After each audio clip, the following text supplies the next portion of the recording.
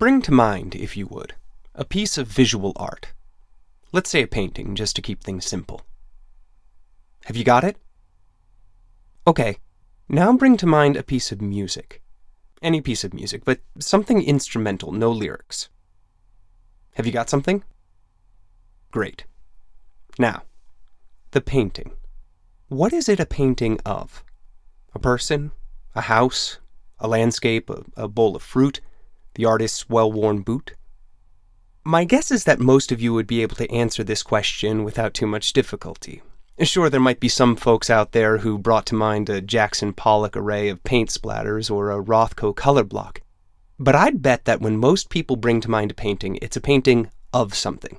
Even if it's rendered in a non-realistic style, like a Picasso or a Modigliani, or if the images themselves are complex, composite, or surreal.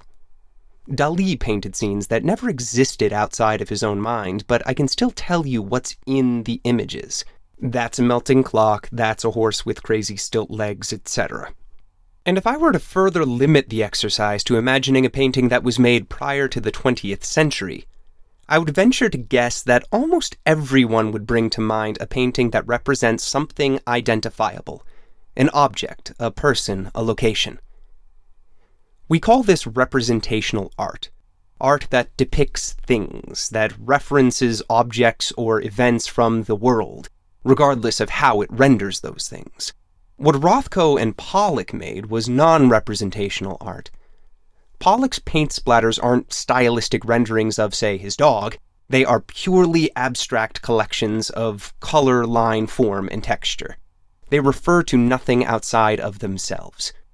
If I asked you to imagine a painting from prior to the 20th century, it would almost certainly be representational, because non-representational or purely abstract visual art basically didn't exist prior to the 20th century.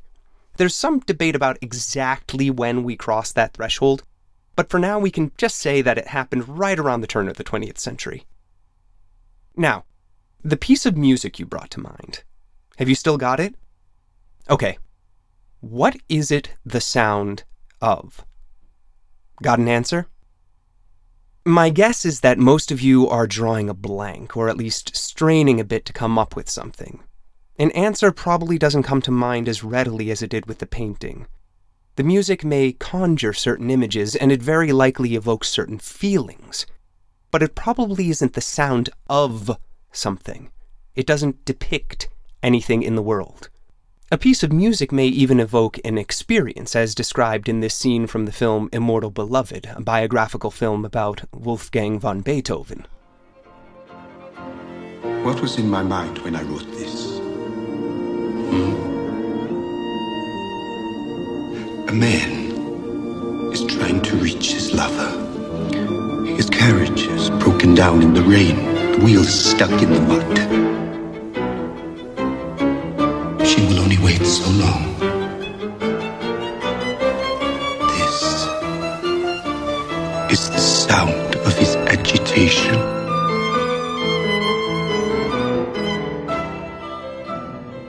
But even here, Beethoven's comparison is metaphorical. We are not hearing the literal groans of the young man as he struggles to free his coach from the mud, nor does his agitation have a literal sonic form as, say, a bowl of fruit has a visual form. Sure, someone out there might have thought of Stravinsky's Rite of Spring, in which the woodwinds mimic the chirping and singing of birds in the wild, or the instrumental portion of Ellington's Take the A Train, in which the brass is made to sound like the blaring of the train's horn. Some of you might even have thought of some more contemporary organic music featuring actual sounds recorded in the world.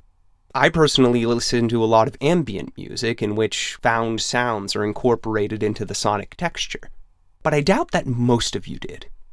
And again, if I were to limit the exercise to pieces created prior to the 20th century, the number of you who could tell me what the piece depicts would drop down close to zero.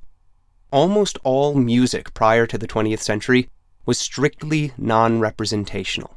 Again, the exact line of demarcation is a little tricky, but we can place it roughly around the turn of the 20th century.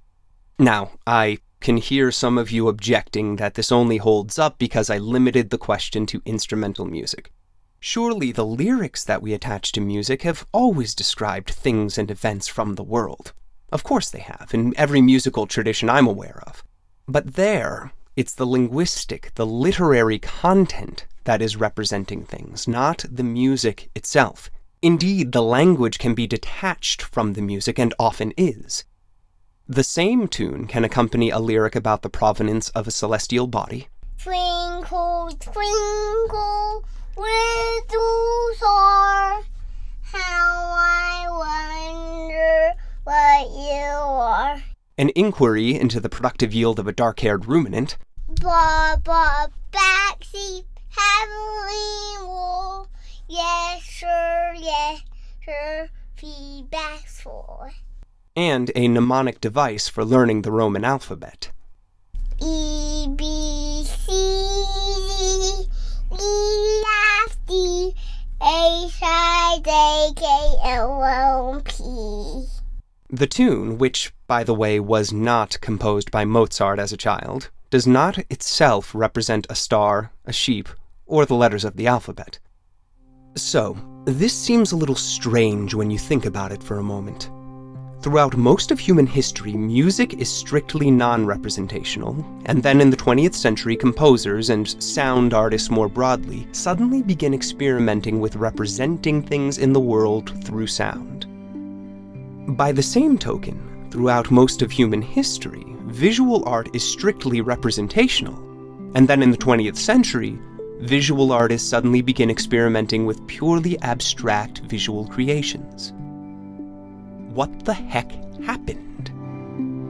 These two artistic categories that had for so long remained in their distinct provinces with regard to representation and abstraction suddenly and simultaneously moved in opposite directions, crossing paths for the first time in human history. Why did this happen? And what, if anything, does the history of these two forms tell us about where art might be headed in the future? I'm Greg Beam, and this is Quite Useless. We can forgive a man for making a useful thing, as long as he does not admire it. The only excuse for making a useless thing is that he admires it intensely. All art is quite useless. Welcome to Quite Useless, a podcast about art and its role in our lives. Each episode we take a look at a different topic in the arts, examining how art both reflects and shapes our perceptions of the world. Before we try to figure out why art and music crossed paths as they did in the early 20th century, we might want to ask something more basic. Why had they so politely refused to venture into each other's territory for so many millennia? We might take it for granted that music is inherently abstract and that when we paint or draw things, we naturally tend to paint or draw, things that we see. But if you scratch the surface, there's no obvious reason for either of these to be the case. What discriminates between music and visual art at the most fundamental level is the sensory modality by which we observe them. Music comes to us through the ears, paintings and drawings through the eyes. Our ears are perfectly capable of identifying sounds in the world. You can tell me that's the sound of a snake hissing, or an engine purring, or a waterfall roaring. Why shouldn't sound artists throughout history have wished to represent and render those sounds in interesting ways? Likewise, our eyes are capable of observing the pure beauty of forms, independent of the objects that happen to constitute or include those forms, as anyone who has been entranced by clouds passing by overhead or the fluctuations in moving water well knows. Why shouldn't ancient cave painters have thought to abstract those forms from the objects themselves, as their musical counterparts almost instinctively abstracted the forms of melody, harmony, and rhythm from sounds that exist in the natural world? Yet, the archaeological record seems to indicate that they didn't. In his bewitching 2010 documentary, The Cave of Forgotten Dreams, Werner Herzog gives his audience an unprecedented glimpse into some of the earliest known art created by human beings. Venturing into the Chauvet-Pont d'Arc cave in southern France, Herzog films 3D images of paintings that were made back in the Stone Age. It would turn out that this cave was pristine. It had been perfectly sealed for tens of thousands of years. It contained by far the oldest cave paintings, dating back some 32,000 years. In fact, they are the oldest paintings ever discovered, more than twice as old as any other. Most of the paintings are recognizable as wildlife, horses and deer and rhinoceroses, the last rather stunningly since this is in Europe. Some of the paintings are noteworthy both for their accuracy, especially since we imagine that the artists would likely have been working from memory, not looking at the animals while they were painting, as well as for the stylistic panache of their renderings. They have an illustrative style that is strikingly modern. Some might be the basis for a corporate logo. But the discoveries aren't limited to the realm of the visual. Midway through the film, the camera introduces us to the archaeologist Wolf Hein, who shows us one of the crew's most exciting discoveries at the site. One of the most important finds we made in this cave was a very tiny flute made out of the radius of a vulture. Astonishing on this flute is that it is pentatonic. And this is the same tonality we are used to hear today. And if you like, I'll try to play some small tunes for you.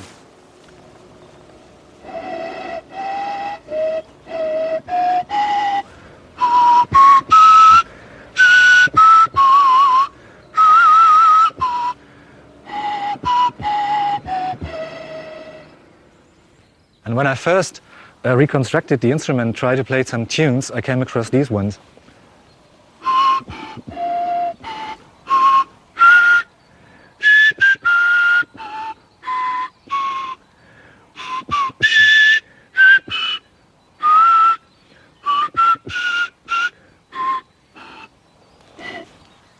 Sounds a little bit like Star Spangled Banner.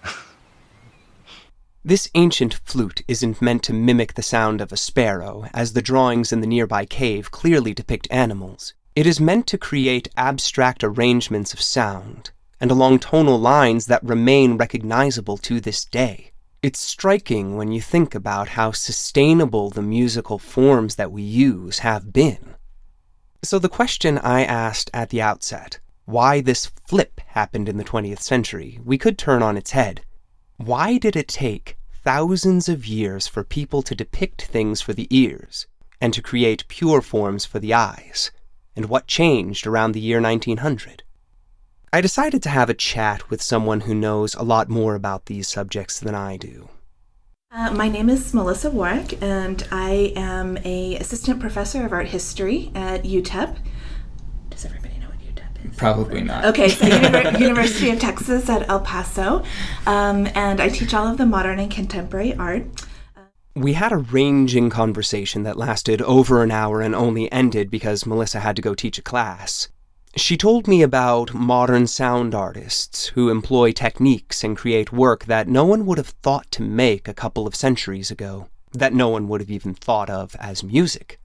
There's often a lot of technology now in sound art with recorded things that are then sort of coming in through the gallery at some place or another. And so there was one, a work that I heard about and I saw it, and it used recordings of, it was so kind of gruesome, but it used recordings of animals barking and shrieking in an animal shelter in the euthanasia room. And then the composer Alvin Lucier was in Marfa last year doing a project where he was recording sounds of the desert, and you could kind of go up to a sort of designated listening sitting space in the middle of the night, and it was probably like a mile walk out into the desert, which I'm not comfortable with the nature that much, so it was all the, like, I need a flashlight and boots and all of that sort of stuff, but it was really interesting to kind of imagine what is he hearing at the same time, because you couldn't see him,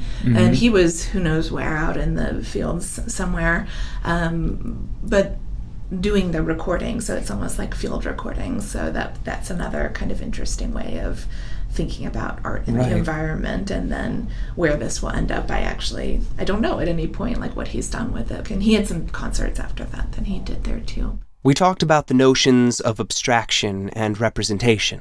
To me, music is the most abstract form of art, and that's just because it's immaterial, right? The material sound waves are not visible, so that's why it seems immaterial, at least. We can go back to very ancient ideas of music. So, for example, that the violin was always thought to conjure the sound of the human voice, or birds, or something, something natural. So it's kind of like taking something that is not living and then making it mimic something that is living.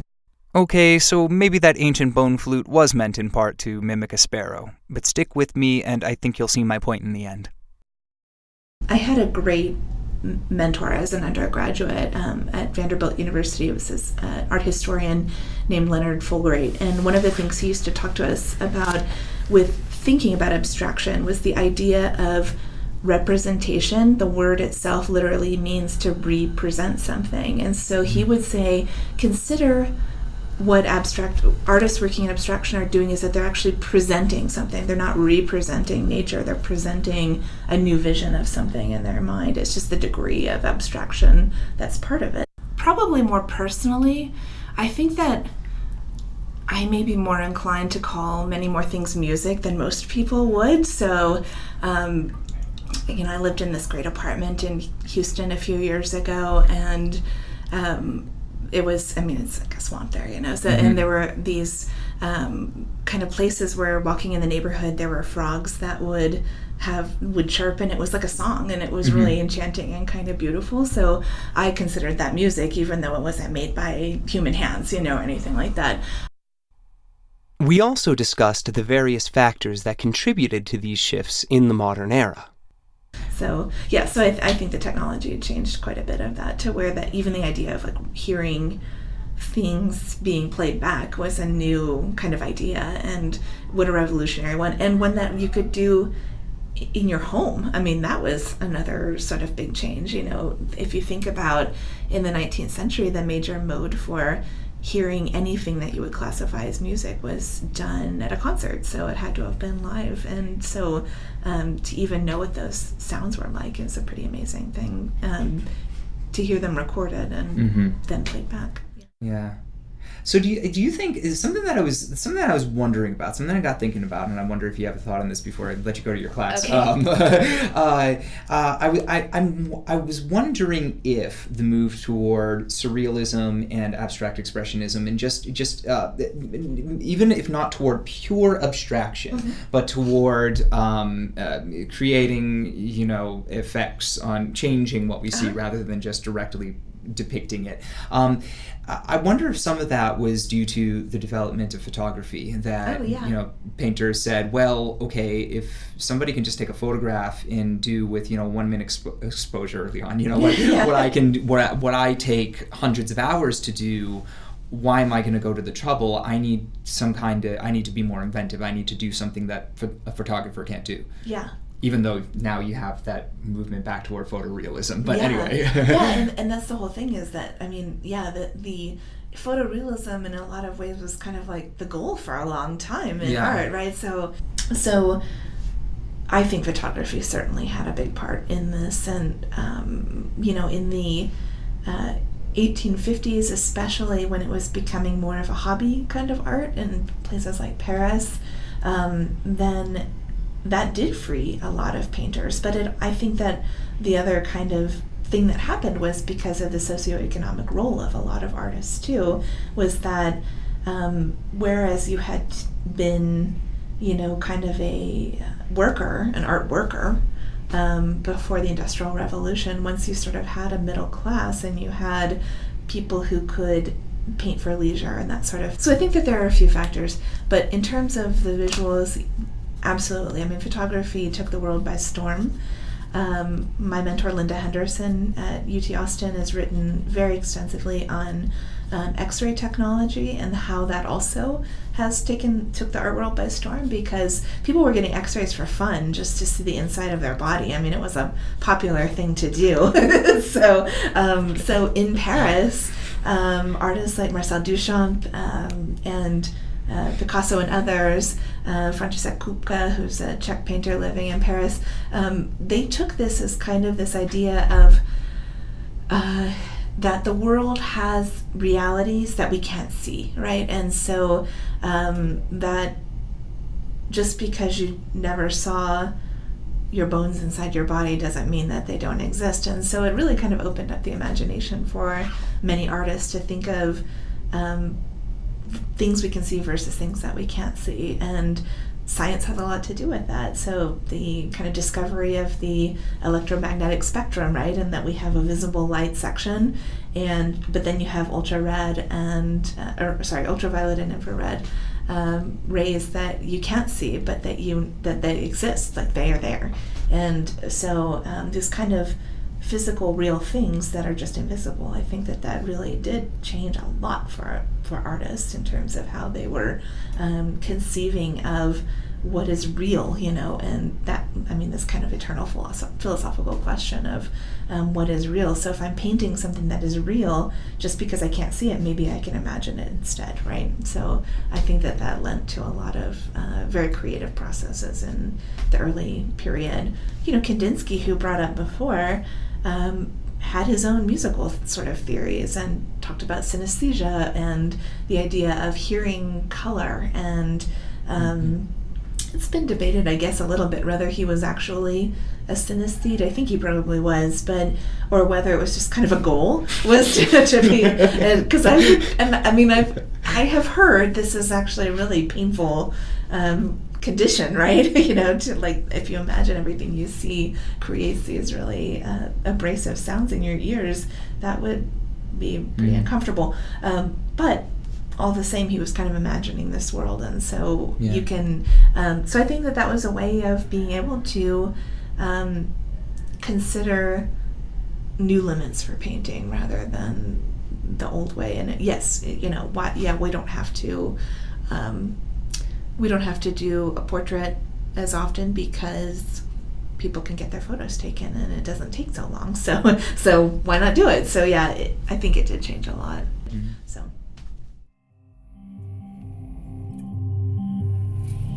There were enormous cultural, political, and social changes occurring in the lead up to the 20th century, many of which were driven by the increased development and proliferation of new technologies facilitated by the Industrial Revolution. With names like Edison, Ford, and Tesla at the helm, this period represented an unprecedented boom in innovation and invention. In the late 19th century, drawing and painting were supplanted by photography as the most efficient and accurate means of visually recording the world. And in 1878, Thomas Edison gave us the first commercial phonograph, allowing sounds from the world to be recorded and played back for the first time. Painters were forced to come up with bold new innovations to impress the viewer, since, especially with the development of color photography, a camera could produce in no time at all an image whose richness and detail would make Vermeer go white. Artists responded to this pressure by moving deeper and deeper into abstraction. First by reconceiving the images they observed, Expressionism and Impressionism, then by restructuring them, Cubism, by making fantastical images that would be difficult to photograph because they don't exist in the real world, Surrealism, and eventually by creating images that didn't depict anything at all, Abstract Expressionism. Meanwhile, sound artists were able to capture and reproduce sounds from the real world. Along with the work of these artists, elaborate sound design began to be incorporated into film and stage productions, and non-musical sound was used to create ambiance, sometimes to relax us or even to help us sleep.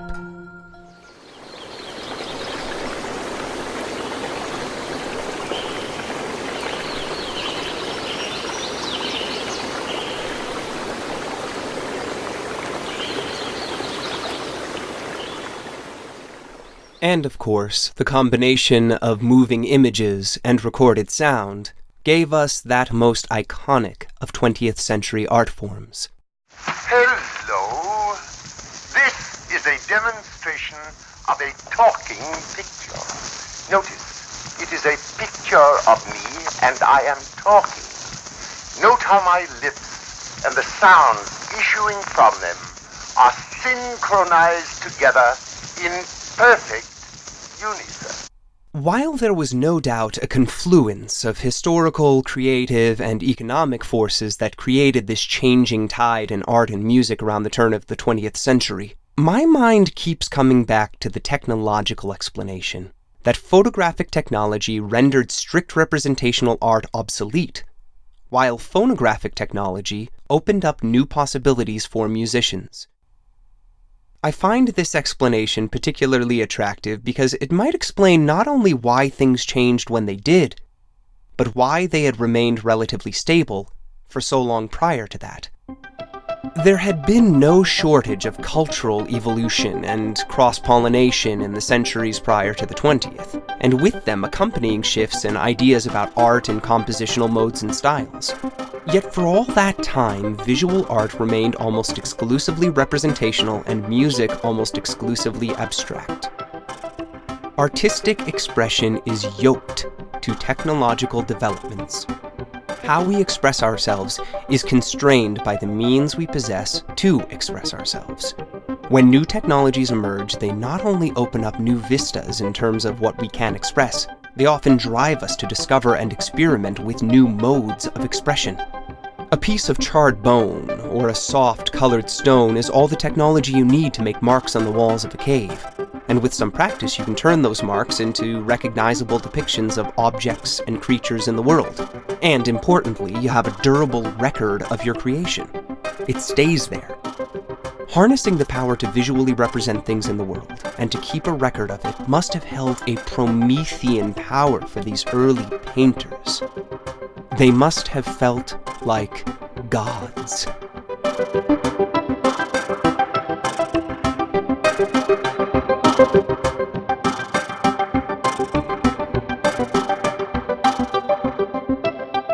Sound, on the other hand, is a bit trickier.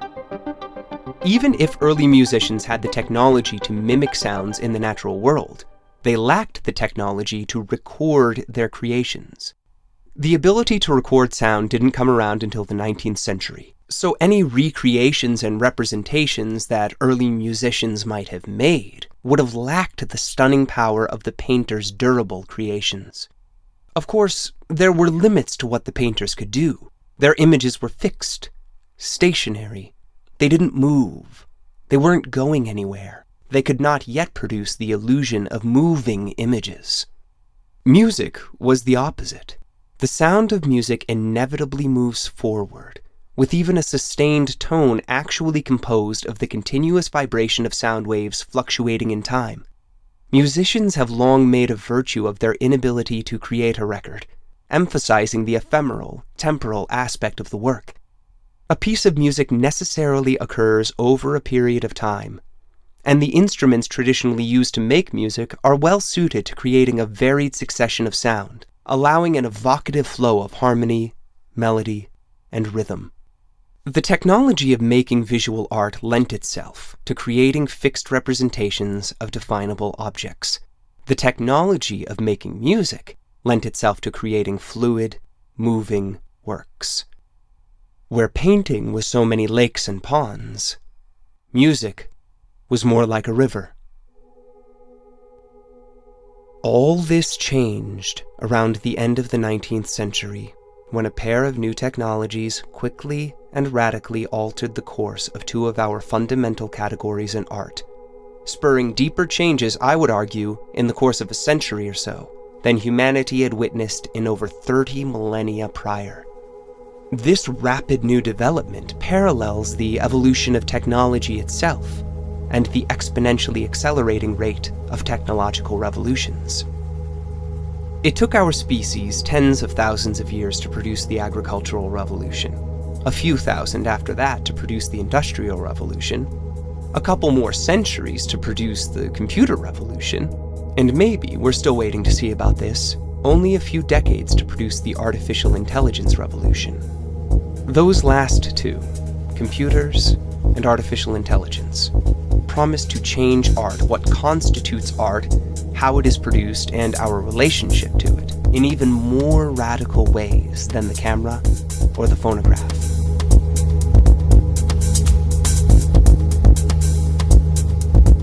Suppose I were to play you a piece of music in the style of Bach or Debussy, performed by a world-class pianist. And suppose you found this music not only beautiful and impressive, but deeply evocative and emotional.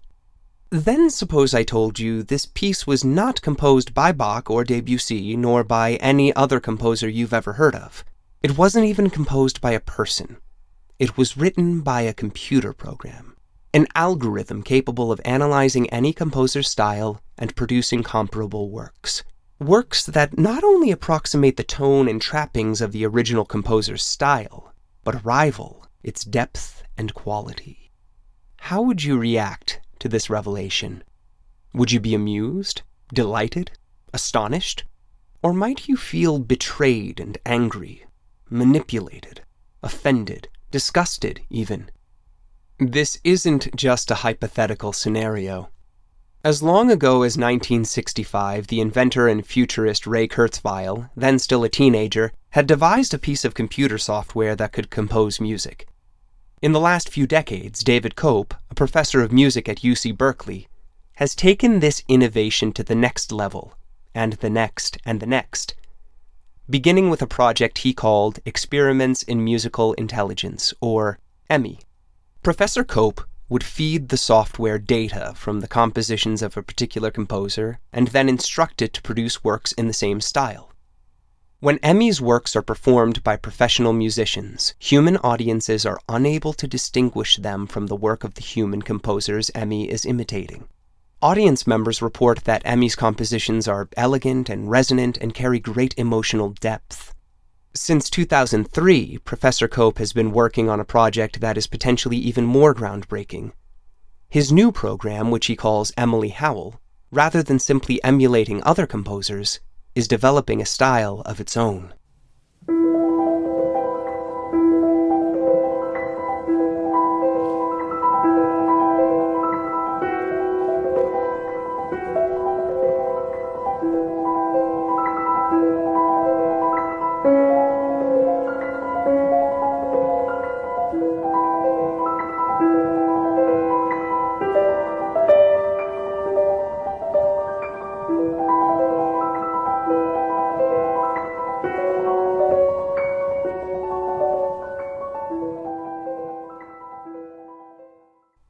Though the greatest strides toward automation of artistic creation have been made in musical composition, the developments are not limited to that medium.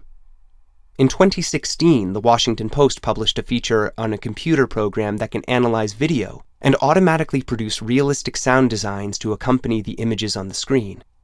Cameras are increasingly capable of automatically adjusting the focus and filter, rendering the craft of human camera work obsolete. Computer-generated haikus are already very much of a thing, and the first piece of computer-generated fiction was published in 2008. Various teams are now working to develop programs that can write novels and screenplays. Recently, filmmaker Oscar Sharp and technologist Ross Goodwin created Jetson, a recurrent neural network capable of processing and analyzing text. They fed the program hundreds of science fiction screenplays and asked it to produce its own short script. Then they filmed it. The results have so far been unimpressive, as this bit of dialogue attests. In a future with mass unemployment, young people are forced to sell blood. It's something I can do. You should see the boy and shut up. I was the one who was going to be 100 years old. I saw him again. The way you were sent to me, that was a big, honest idea. I am not a bright light. Well, I have to go to the skull. I don't know.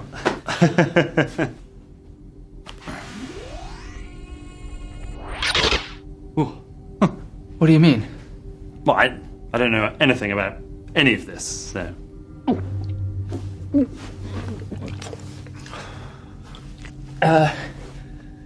Then what? There's no answer. We're going to see the money.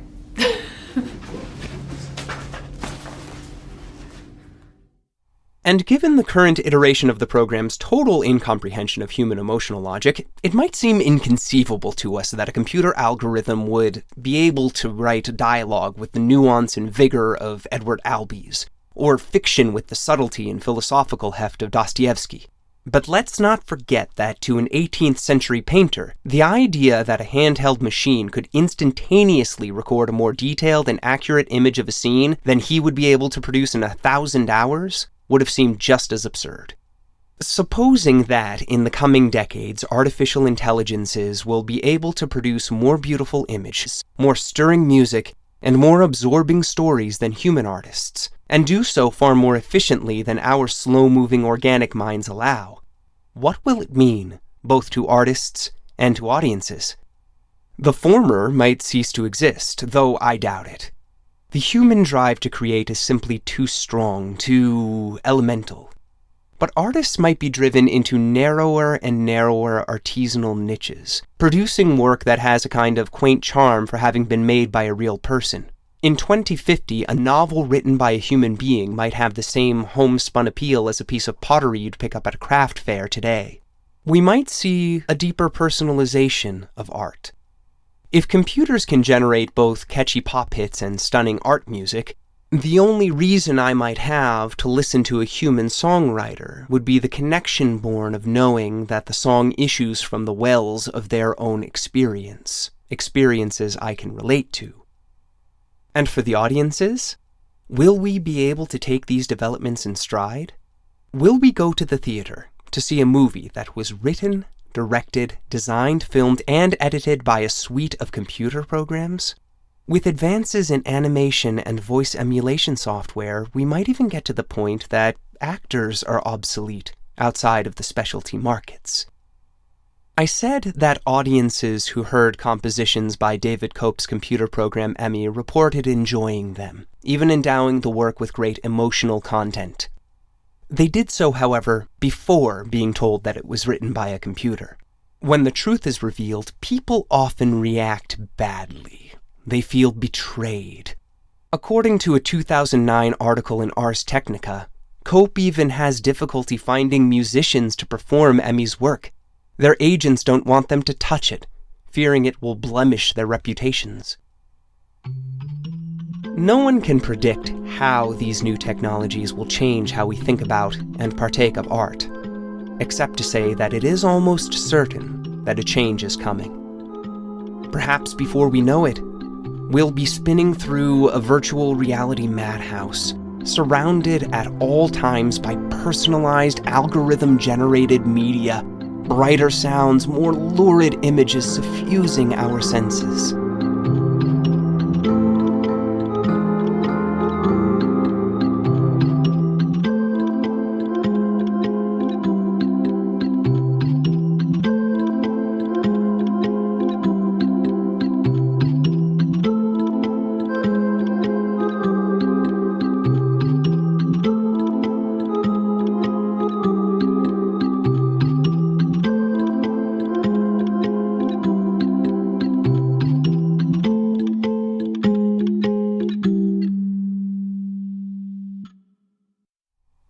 Or perhaps we'll hit a tipping point and wish to return to our roots, whether because the work itself has gone so far overboard, or because we resent its technological provenance. Perhaps, in an artistic corollary to the paleo diet, we'll be struck by a deep desire to paint on the walls of caves by the light of a torch, and dance around the fire to simple melodies played on bone pipes. Perhaps our future will look a lot like our past. Because while the future of art remains to be seen, one thing is for certain. Regardless of the new technologies we develop, and however much those technologies change the art we produce, one thing that never changes is why we engage with art to begin with. why we keep creating and partaking of things that don't in any obvious way contribute to our survival, our physical survival at least. And that is to reach into ourselves, and by so doing, to reach beyond ourselves, to find transcendence through absorption, connection through abstraction, the sublime through the earthly, the infinite in the particular. To find eternity in a moment, whether that moment finds us swept away in streams of sound or transfixed by an image hovering before our eyes.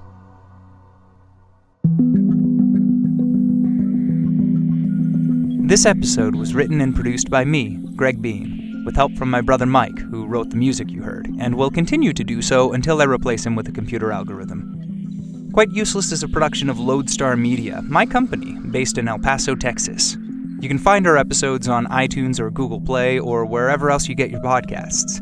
If you have the time to drop us a review or a rating on iTunes, even if that's not the service you use, I would really, really appreciate it.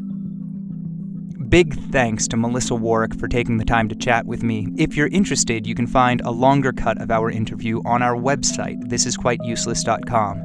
You can also find us on Facebook and Twitter, and if you want to send us a longer message, our email is quiteuselesspodcast@gmail.com. Thanks as well to my little boy Milo for his awesome renditions of Twinkle Twinkle Little Star, Baa Baa Black Sheep, and the alphabet song. Boy takes after his old man. Once I got him in front of the microphone, he did not want to stop recording. Do you want to say anything else into the mic? Cow, go, cow. I don't put your headphones on. You want to wear the headphones? Cow, go, cow, go, cow, go, cow. Cow, go, cow, go, cow, go, cow. This is Greg Beam, and I very much hope you'll join me for more sometimes representational, sometimes abstract, but always quite useless endeavors.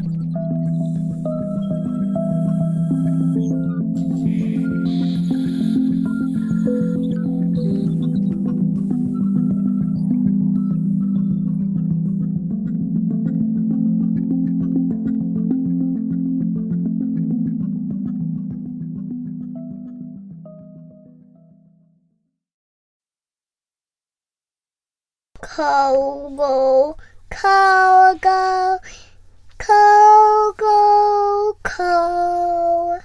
Cow, go, cow, go, cow, go.